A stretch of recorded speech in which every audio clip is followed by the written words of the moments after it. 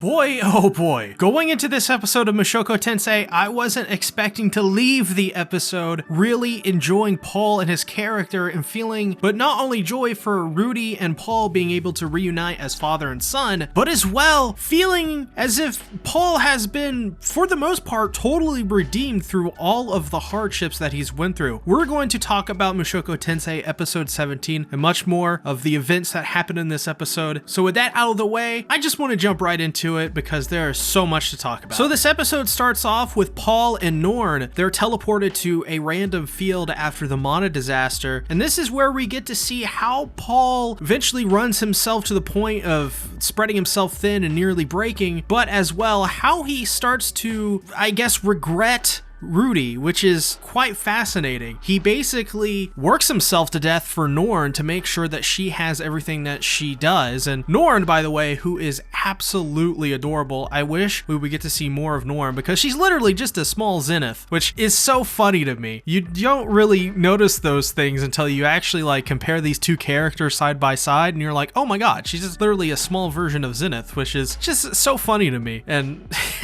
and I love the scene where Norn hands Paul as a necklace of roses or whatever to cheer him up, and I thought that was just so cute and so adorable and so wholesome. Ah, God, I want to see more of Norn, just to see how her interactions with Rudy would be, but as well just more interactions between her and Paul, because it seems that Norn really adores her father. And why wouldn't she? Paul literally does everything he can. Paul becomes a drunk because he's working himself into the ground just so that he can see that Norn is safe and has all that she can have in her life at this point. I mean, he even gets together a band of people to go search for, well, his wife and his children. I mean, it's such, honestly, Paul is kind of amazing in this episode, which is funny because during this first scene, we actually see how Paul begins to hate and regret Rudy as his son, which I think is a natural and easily forgivable thing. He's just frankly tired of it all. And because he's tired and he has no outlet to get out these feelings, he blames it on Rudy because Paul put out these messages in the guild and Rudy was never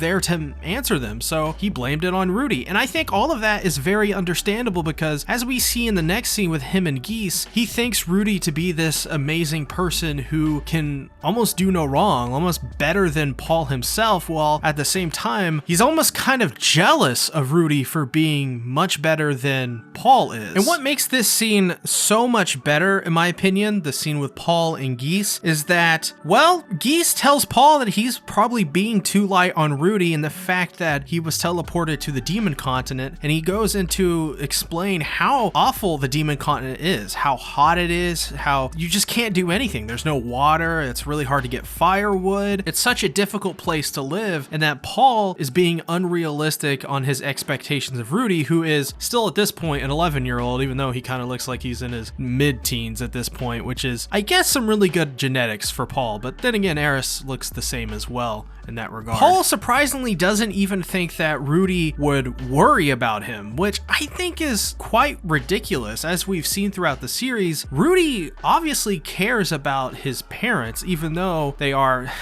funnily enough, his second set of parents. It seems like he thinks very highly of them, especially Paul. We saw in the first half of the series, Rudy take a big liking to Paul and look up to Paul, and it makes total sense. And plus, knowing what we know about Rudy with his past life and all of that and how that went down, I think it is unfair for Paul to think that Rudy hates him, but at the same time, much like how he became to regret Rudy, he's so stressed. He's overworked himself. Of course he'd get in his head and think about all of these doom and gloom kind of things. I mean, we all do it as people in our own lives. I'm sure that we can relate to Paul in this aspect, which is why I think Paul is so redeemable in this episode. It makes all of his past transgressions so forgivable, because he now has went through so much hell. He honestly really has not even came back from it. He's still going through hell. We don't know where Zenith is. We don't know where the Ghislaine is. We don't know where Aisha is. We don't know where much of anybody from their homeland is, because their homeland, as we learn in this episode, is completely gone. So Paul is living an absolute nightmare, and surprisingly, he's keeping it really well together outside of the stuff that he did with Rudy. I mean, sure, Paul was definitely on a trajectory where he probably would have just collapsed and killed himself due to overwork and stress. That's understandable. That's likely probably what would most likely have happened. At the same time, Paul is a good father, my friends, and we should celebrate that fact. Absolutely. I think this episode shows from beginning to end Paul being a stand-up good father, and we should all praise the son for that, because not Rudy, like actually like Dark Souls praise the son, because Paul for the first half of this series was an absolute scumbag, and for the second half of this series we have only heard from Paul that he's this scumbag of a father that nobody likes. Look what happened in this episode. He had character development. I mean, for all of the S word I give to Rudy's character about the way he's written and how degenerate he is and how I don't relate to that and how honestly dumb I think a lot of his jokes are because of that, if they can do what they did to Paul to literally any character, including Rudy, I'm all in on Rudy's character. And I think at this point, especially what we've seen from Rudy's character in this episode, I think Rudy is going to go down the same path, and I think we're going to get the same really well done writing that we got for Paul in this episode. So yeah, I'm excited, my friends. I am so excited. There's also a scene I want to mention a little bit before we go on, and it's the scene where Paul is putting Norn to sleep after Shayla does, and we see that he imagines Rudy putting Norn to sleep, and then he sees Rudy on the ground with missing limbs in this horrible, terrifying state, a nightmare for any parent. And he says to himself, oh well, Geese may be right, which leads into honestly the next scene that I want to talk about, which is the scene where Rudy and Paul meet up and actually have a sit-down chat one-on-one at the pub. This scene starts off, oddly enough, with a flex from Studio Bind when they're tearing the bread. That scene looked way too good for just being this really small out of nowhere scene. And then the first thing we see is Eris gets up because Eris sees Paul walk in. He really shrugs off Eris's comments, and I thought Eris was just going to put a hole through his face with what Paul says. Paul says basically that Rudy is a playboy because Eris is such a cute girl. And the balls on that man to say that in this instance, especially knowing that he has already put Rudy in this very depressive state. But like father, like son, this is a good sign of the scene and what's to come. Rudy kind of makes a smirk, and I think that really fits Rudy's character and fits both of them. They're really father and son, which is crazy to think because that's Rudy's second father, technically. And as well, Ruijerd picks up Eris by one hand while she's freaking out and spazzing out. And this actually reminded me of Terminator for some reason. Ruijerd reminded me of the Terminator in this because he kind of is a Terminator in this series, which is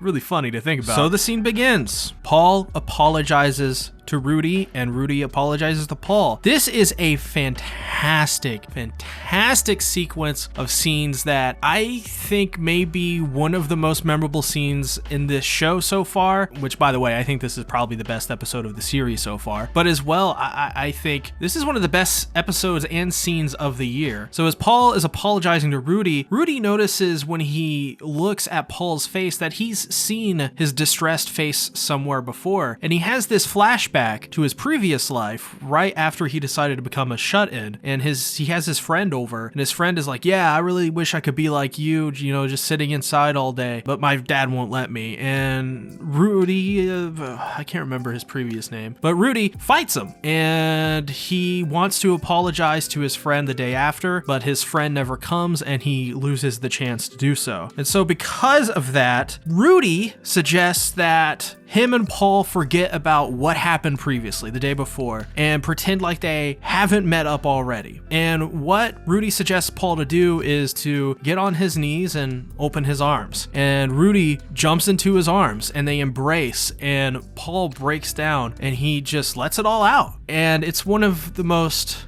happiest and heartbreaking scenes all at the same time. I found myself unconsciously smiling at this scene when God, this is getting me emotional. When Paul gets down on his knees and he opens his arms, that really made me smile because, this is a very heartwarming, wholesome moment that's happening right now. Like, what's going to happen. And I think it's the fact that what's going to happen is what makes you happy, that it's all going to be all right between these two. And no matter what happens, Paul and Rudy are going to have each other. And that just gets you right to the core, right? You love to see that shit. That's so wholesome. And then what happens after, when Paul just lets it all out and he's just being honest with Rudy and how worried he was and how alone he's been and all of what he's done for Norn to get, and just everything he's done to get to this point. And it feels like this is what Paul has been wanting to get out this whole time. It's what he's been wanting to say. All of those frustrations, those emotions, that outlet he never had. It's right here. It's right in front of him. And it's in the form of his son. And he can finally